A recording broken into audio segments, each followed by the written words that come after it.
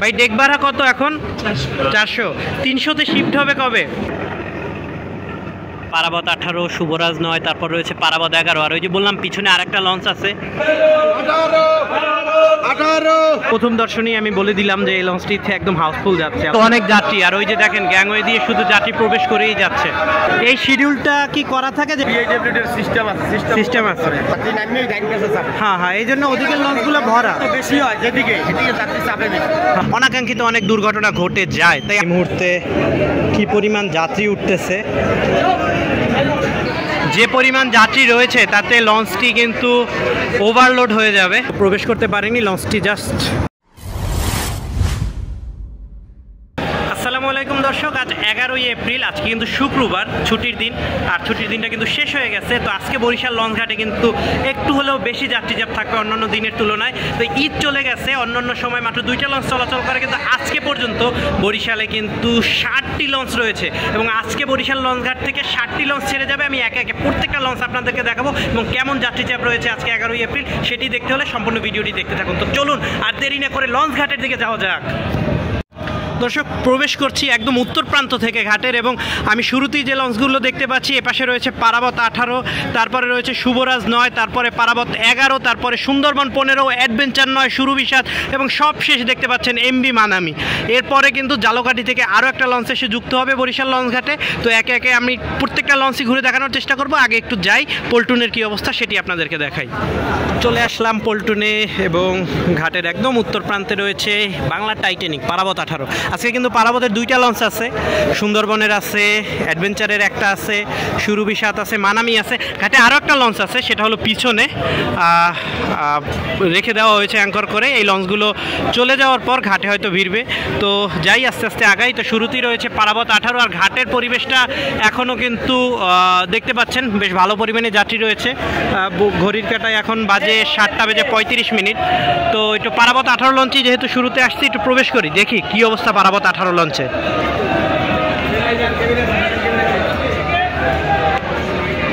Cabin আছে আজকে? Single কত?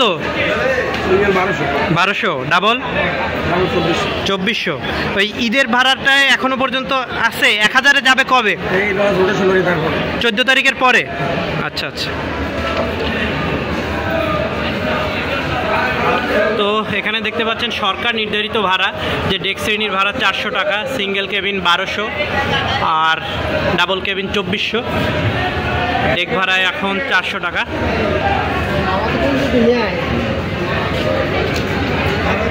ভাই ডেক ভাড়া কত এখন? 400। 300-তে শিফট হবে কবে?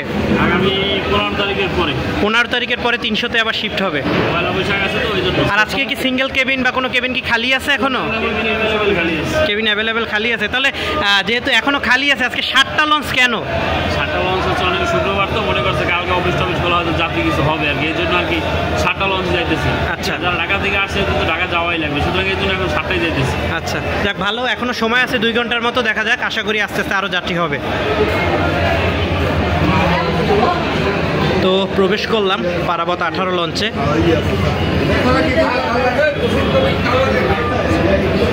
দেখতে পাচ্ছেন এমবি পারাবত 18 লঞ্চের ডেক।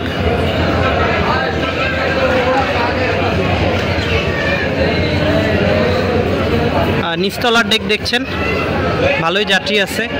এই চলার পরটা একটু খালি আছে, কিন্তু এইরকম লঞ্চ যাত্রী হওয়াটাও কিন্তু ভালো। আর এভাবে 5টা-7টা লঞ্চ যাওয়াও কিন্তু ভালো।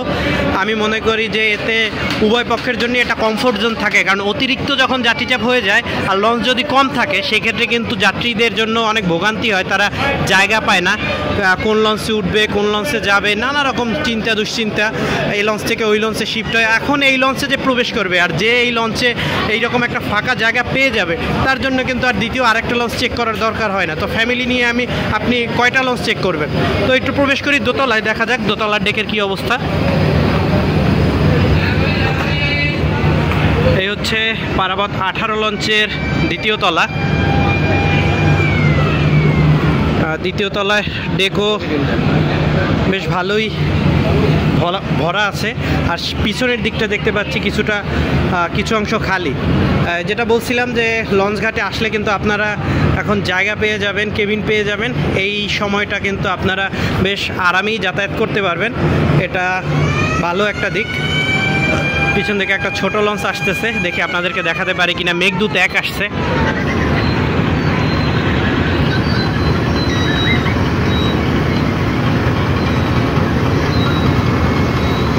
ভেদুরিয়া ভোলা লাইনের মেঘদূত 1 এখন ঘাট করবে। আমি আছি এখন পারাবত 18 লঞ্চে। তো পারাবত 18 লঞ্চের পেছন থেকে আপনাদেরকে দেখাচ্ছি মেঘদূত 1 এর বরিশাল ঘাটে আগমনের দৃশ্য।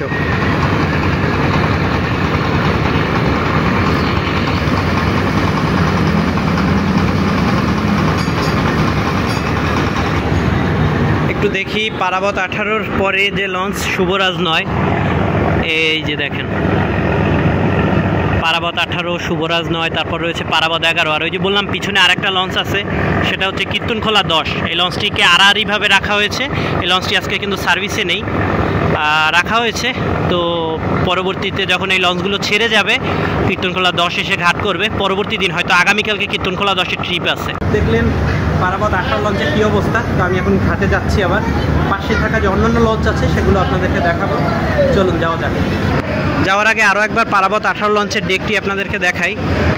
এদিক থেকে কিন্তু ডেকটা অনেক সুন্দর লাগতেছে, ভরপুর যাত্রী দেখতে পাচ্ছেন। আর ডেকের যে ফ্রন্ট সেটাও আপনারা দেখতে পাচ্ছেন। সামনের দিকে দুই পাশে 2টা সিঁড়ি।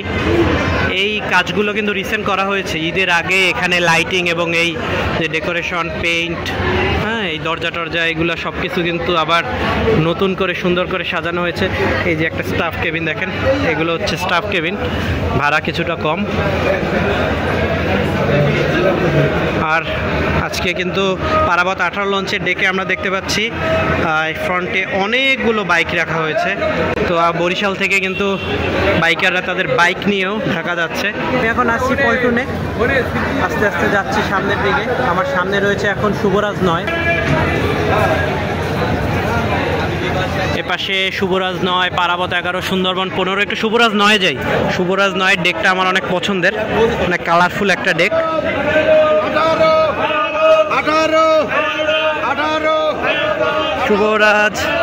শুভরাজ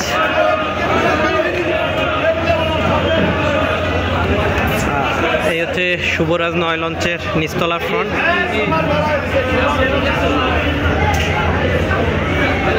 এই হচ্ছে নিচতলার ডেক শুভরাজ 9 লঞ্চের। এই লঞ্চের ডেক দেখেন, ভরপুর ডেক, কিন্তু বিন্দুমাত্র জায়গাও কিন্তু আজকে খালি নাই। পারাবত 18-তে যতটুকু স্পেস ছিল এই লঞ্চে কিন্তু অতটুকু স্পেসও নাই। দেখছেন একদম হাউসফুল। ওই যে লঞ্চের যে হ্যাস, সেই হ্যাসের উপরে যে হ্যাস কভার, সেই কভারের উপরে পর্যন্ত তোষক চাদর বিছিয়ে কিন্তু মানুষ যাতায়াত করতেছে। তো এই লঞ্চে আমি যে আর ভিতরে প্রবেশ করব, এত পরিমাণ ভিড়। এর ভিতরে ওই দেখেন বাইক নিয়েও কিন্তু চালিয়ে ঢুকতেছে। তো এই ভিড়ের মধ্যে প্রবেশ করার আসলে ওই সুযোগটা নেই। তো এই জন্য এই লঞ্চটিকে আমি সামনে থেকেই দেখাচ্ছি আপনাদের কি পরিমাণ ভিড়। এরপরে অন্য লঞ্চও দেখাবো। তো এই লঞ্চের অবস্থা কিন্তু ওই প্রথম দর্শনেই আমি বলে দিলাম যে এই লঞ্চটিতে একদম হাউসফুল যাচ্ছে। আর লঞ্চটি তো একটু সাইজে ছোট হওয়ায় স্পেসটা কম, এজন্য কিন্তু যাত্রীও একটু বেশি দেখা যাচ্ছে। তো দর্শক দেখতেই পেলেন শুভরাজ 9 লঞ্চে কেমন যাত্রী। যাওয়া যাক এবার অন্য লঞ্চে। ঘাটে এই দিকটায় কিন্তু অনেক যাত্রী, আর ওই যে দেখেন গ্যাংওয়ে দিয়ে শুধু যাত্রী প্রবেশ করেই যাচ্ছে। কলম্যানরা ডাকছে পারাবতকে। পারাবত যেহেতু একদম ঘাটের উত্তর প্রান্তে, এই প্রান্তে ছোট লঞ্চের ঘাট, তো এইখানে যেহেতু বাধা, এই লঞ্চে এই দিকের যে গ্যাংওয়ে, এখান থেকে দেখেন খুব বেশি যাত্রী কিন্তু আসতেছে না। এই কারণে কলম্যানরা এখানে ডেকে ডেকে পারাবত 18-তে ডাকতেছে।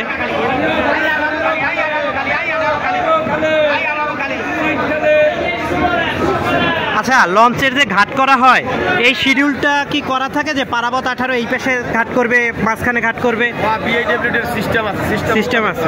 এই এক একদিন এক একটা লঞ্চকে দেখি এই পাশে, তো এই পাশে ঘাট করলে তো যাত্রী একটু কম আসে, এদিকটায় ওদিকটায় যাত্রী চাপ বেশি থাকে। এইদিকে এই জন্য যাত্রীটা ওইদিকে কম চাপ, যাত্রী নামে হ্যাঁ, এই জন্য ওদিকের লঞ্চগুলো ভরা বেশি হয়, যেদিকে এদিকে যাত্রী চাপে বেশি। হ্যাঁ, এদিকে এই পাশটা খালি আছে।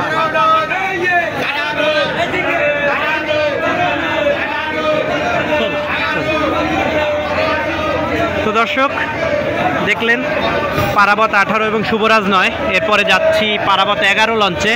এই যে দেখেন পারাবত 11 লঞ্চে কিন্তু যাত্রী চাপ বেশি থাকবে, কারণ এই যে গ্যাংওয়ে দিয়ে যে প্রবেশ করছে মানুষ সরাসরি এসেই কিন্তু পারাবত 11তে প্রবেশ করে যাবে। তো একটু দেখার চেষ্টা করি পারাবত 11-র কি অবস্থা।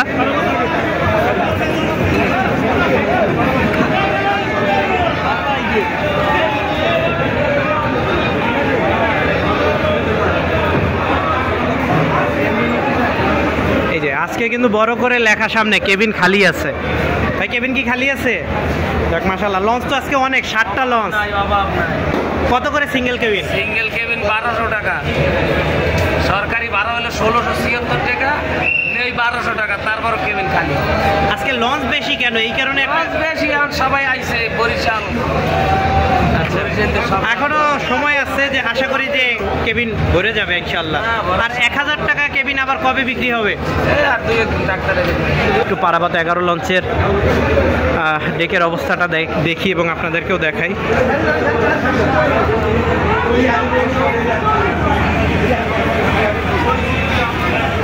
এই পাশটা খালি, পারাবত 18-র মতোই। এই যে চলার যে পথটা, চলার পথটা কিন্তু এই যে খালি আছে। আর ঘাটে এখনো যাত্রীও আসতেছে আস্তে আস্তে, কিন্তু পাশাপাশি লঞ্চও আজকে অনেক, তাই বলাই যায় যে লঞ্চও যেমন যাত্রীও তেমন।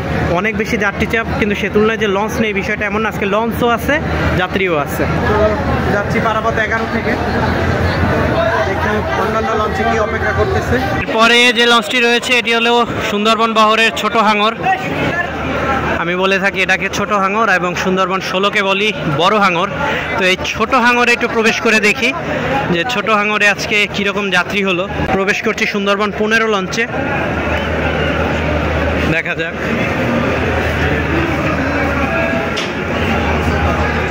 এখান থেকে আপনারা কেবিন বুক করবেন, আর এই লঞ্চে কিন্তু লিফট আছে। দেখতে পাচ্ছেন সুন্দরবন 15 লঞ্চের ডেক যাত্রী।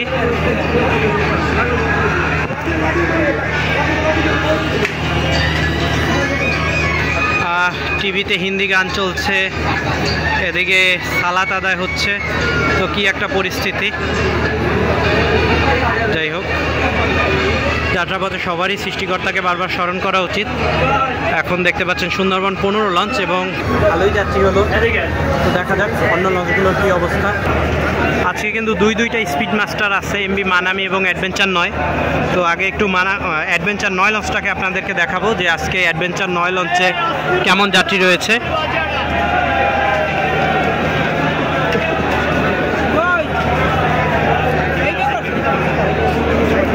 প্রবেশ করছি অ্যাডভেঞ্চার 9 লঞ্চে, এবং আমার সামনে দেখতে পাচ্ছেন কিন্তু অনেক যাত্রী, তারাও আস্তে আস্তে লঞ্চে প্রবেশ করছে। তো যাত্রীদের সাথেই আমি প্রবেশ করছি। আর এই হচ্ছে অ্যাডভেঞ্চার 9-এর বুকিং কাউন্টার সামনে। তো কালক্ষেপণ না করে সরাসরি চলে যাই ডেকে, দেখাই আপনাদেরকে ডেকের কি অবস্থা। এই হচ্ছে অ্যাডভেঞ্চার 9 লঞ্চের ডেক। কোনো লঞ্চই ফাঁকা নাই আজকে, যেমন যাত্রী তেমন লঞ্চ। প্রত্যেকটা লঞ্চ কিন্তু ভরপুর যাত্রী নিয়ে যাচ্ছে। শুরুর দিকে পারাবত একটু খালি দেখলেও এখন কিন্তু সময়ের সাথে সাথে সেই লঞ্চগুলো সব ভরে গেছে। আজকে ডেক যাত্রী এবং অনেকগুলো লঞ্চ দেখে আমার অনুভূতি বেশ ভালো। একটা কথাই বলতে চাই, বারবারই বলে যাচ্ছি যে যেমন লঞ্চ তেমন যাত্রী। এইরকমটা যদি সবসময় থাকে মাশাআল্লাহ, নৌ সেক্টর দীর্ঘজীবী হবে এবং যাত্রীরাও লঞ্চে চড়ে আরাম পাবে।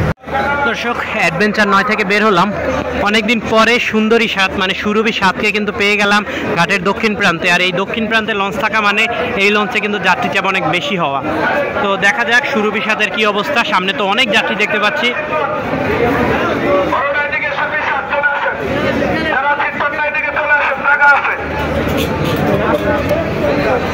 কেবিন আছে? আচ্ছা, কেবিন আছে।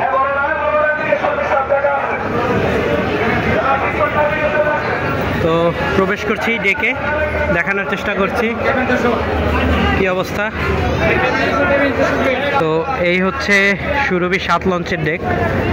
আর দেখতে পাচ্ছেন সুরভি 7-এ কিন্তু চলার সামান্য একটু পথ, এই যে সামান্য একটু পথ খালি, আর পুরোটা কিন্তু ডেক একদম কানায় কানায় পূর্ণ। এদিকটাতে বরিশাল টু ঢাকা সরাসরি যে লঞ্চ, সর্বশেষ রয়েছে মানামি এবং পিছনে কীর্তনখোলা 10। আর এই হচ্ছে সুরভি 7। প্রচারেই পোশাক বলা হচ্ছে সুরভির সাথে সিট খালি আছে, কিন্তু বাস্তব চিত্র তো দেখলেনি, সুরভি 7 কিন্তু হাউসফুল। কিন্তু তারপরও মাইকিং করা হচ্ছে এবং মানুষ কিন্তু সুরভির সাথে উঠতেছে। এখন আমি দাঁড়ানো এমনি Manami, the speed star, the service master. আজকে লাস্ট ট্রিপে থাকার কথা, তো দেখা যাক লাস্ট ট্রিপে থাকে কিনা। তো সেই সুরভি 7 লঞ্চে প্রবেশ করে আপনাদেরকে দেখাবো, সরি মানামি লঞ্চে প্রবেশ করে আপনাদেরকে দেখাবো যে মানামি লঞ্চের কি অবস্থা।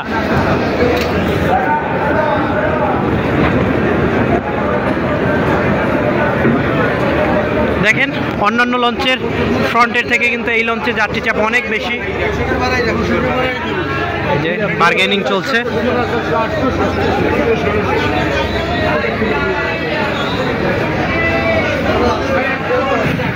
দেখতে পাচ্ছেন এমবি মানামি লঞ্চের ডেক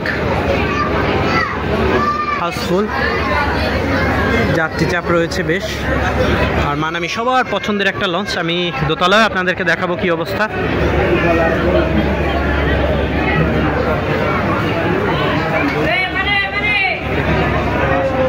হাঁটছি আমি মানামি লঞ্চের ডেকে, তো দোতলায় যাবো। আর নিচতলার অবস্থা তো দেখছিনি, একদমই কানায় কানায় পূর্ণ, বিন্দুমাত্র জায়গাও খালি দেখতেছি না আমি। শুধু চলার পথটুকু রয়েছে, এতটুকু জায়গা আসলে শুধুমাত্র এখন লঞ্চ ছাড়ার আগ পর্যন্ত যেহেতু মানুষ চলাচল করতেছে, তাই চাদরগুলো একটু ছোট করে লাসা। কিন্তু এই চাদরগুলো যখন লঞ্চ ছাড়বে, সবাই যখন ঘুমাবে, তখন এই জায়গাটা কিন্তু একদম পরিপূর্ণ করে দেবে। অন্যান্য লঞ্চের পেছনের দিকটা একটু খালি ছিল, দেখেন মানামি লঞ্চের পেছনের দিকটাও কিন্তু একদম হাউসফুল। তো যাচ্ছি, চলে যাচ্ছি মানামি লঞ্চের দোতলায়। এই হচ্ছে এমবি মানামি লঞ্চের দ্বিতীয় তলার ডেক, ছোট ডেক, গ্যাদারিংও কিছুটা কম, কিন্তু দেখেন কানায় কানায় পূর্ণ, কিন্তু ফাঁকা জায়গা নাই মোটেও। দর্শক হাঁটছি এমবি মানামি লঞ্চের কেবিন করিডোর থেকে। আমার দুই পাশে যে কেবিনগুলো দেখতে পাচ্ছেন, এগুলো সব এসি কেবিন। আর এরপরে আপনাদেরকে দেখাবো রিভার সাইড কেবিনগুলো। তো রিভার সাইডের যে কেবিনগুলো, এই কেবিনগুলো নন এসি হয়ে থাকে। এদিকে দেখতে পাচ্ছি মসজিদ, তৃতীয় তলার সোফার পিছনে এই মানামি লঞ্চে কিন্তু সোফা আছে। আর এইটা হচ্ছে রিভার সাইড। এই রিভার সাইডে দাঁড়িয়ে কিন্তু আপনারা নদীপথের যে সৌন্দর্যটা, ওইটা কিন্তু পুরোপুরি উপভোগ করতে পারেন। রাতে মেঘনা নদীর ঢেউ, সাথে স্নিগ্ধ বাতাস আপনাদের মনকে আলোড়িত করবে বলে আশা করি। তো দেখছেন কত বড় লম্বা রিভার সাইড, এবং মানামি লঞ্চের রিভার সাইডটা বেশ কালারফুল লাগে আমার কাছে, ডিজাইনটা অনেক সুন্দর, উপরে নিয়ন আলোর ব্যবস্থাও রয়েছে, খুব ভালো লাগে। আর এই লঞ্চটা হলো service master plus speed star. তো দুই দিক থেকেই এই লঞ্চে যাত্রীরা চড়তে বেশ স্বাচ্ছন্দ্য বোধ করে। কিন্তু দর্শক বরিশাল লঞ্চঘাটে কিন্তু 7টি লঞ্চ রয়েছে, যেগুলো সরাসরি বরিশাল থেকে ঢাকা পৌঁছাবে। আর ঘড়ির কাঁটায় এখন 8টা বেজে 20 মিনিট। ঠিক এই মুহূর্তে বরিশাল লঞ্চঘাটে এন্ট্রি নিল কিন্তু এমবি ফারহান 7 লঞ্চ। তো এই লঞ্চটি কিন্তু সরাসরি বরিশাল থেকে ঢাকা পৌঁছাবে না, জালকাঠি থেকে যেরকম আসছে সেরকমই সে ভায়া লঞ্চ হিসেবে প্রথমে বরিশাল থেকে তারপরে চাঁদপুর থেকে ফতুল্লা, নারায়ণগঞ্জ, তারপরে কিন্তু ঢাকা গিয়ে পৌঁছাবে। তো এই ভায়া লঞ্চের যে যাত্রী, তারা কিন্তু এই লঞ্চটিতেই যাতায়াত করে থাকে। এবং ঘাটে যে সিংহভাগ যাত্রী এখনও দেখা যাচ্ছে, তারা কিন্তু এই লঞ্চটির জন্যই এতক্ষণ অপেক্ষা করেছিল। তো বরিশাল ঘাটে এগিয়ে আসছে এমবি ফারহান 7, দেখা যাক কি হয়। এবং এই লঞ্চটিতে কিন্তু হকার এবং যাত্রীরা বেশ হুড়হুড়ি করে উঠতে থাকে, এবং এই ওঠাউঠির মধ্যে কিন্তু অনেক সময় অনাকাঙ্ক্ষিত অনেক দুর্ঘটনা ঘটে যায়। তাই আপনাদের বারবার করে সতর্ক করি, লঞ্চটাকে ধীরে সুস্থে ঘাট করতে দিন। যদিও ঘাটে এখন 7টা লঞ্চ, এবং এই ফারহান 7 লঞ্চের জন্য ঘাট করাটা একটু কঠিন। তাই এমবি মানামি লঞ্চের গা ঘেঁষেই কিন্তু বার্থিং করবে এই ফারহান 7 লঞ্চ, এবং এই এমবি মানামি লঞ্চ থেকেই কিন্তু ফারহান 7-এর যাত্রীরা উঠবে। নেমে যাচ্ছি এবং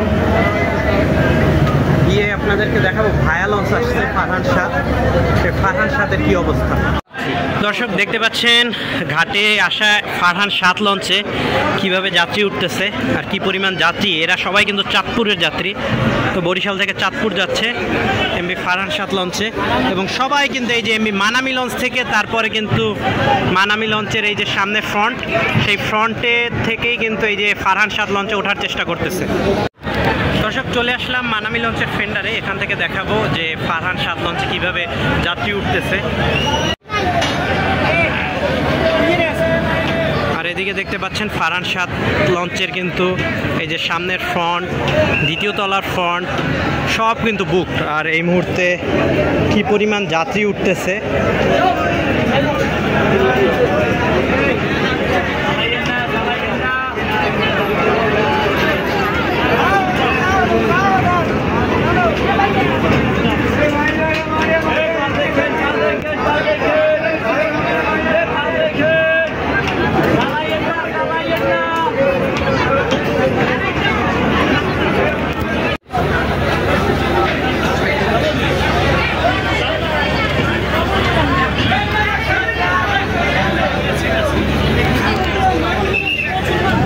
প্রচুর মানুষ এখনো কিন্তু এই ফারহান 7 লঞ্চে যে উঠতেছে, দেখেন এখনো শত শত মানুষ কিন্তু উঠতেছে।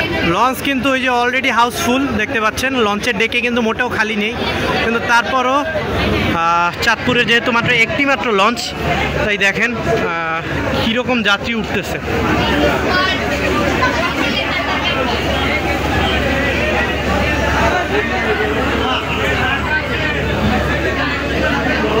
লাইন বেঁধে সারি বেঁধে কিন্তু এই যে যাত্রীরা যাচ্ছে। আর একটি মাত্র লঞ্চ, যে লঞ্চের সামনে আপনারা দেখতে পাচ্ছেন শুধু যাত্রী আর যাত্রী। তো যে পরিমাণ যাত্রী রয়েছে তাতে লঞ্চটি কিন্তু ওভারলোড হয়ে যাবে। এই পরিমাণ যাত্রী এখন বরিশাল লঞ্চঘাটে রয়েছে, এবং এই মানামি লঞ্চ থেকে কিন্তু প্রবেশ করছে এমবি ফারহান 7 লঞ্চে। দেখি যাওয়া যায় কিনা।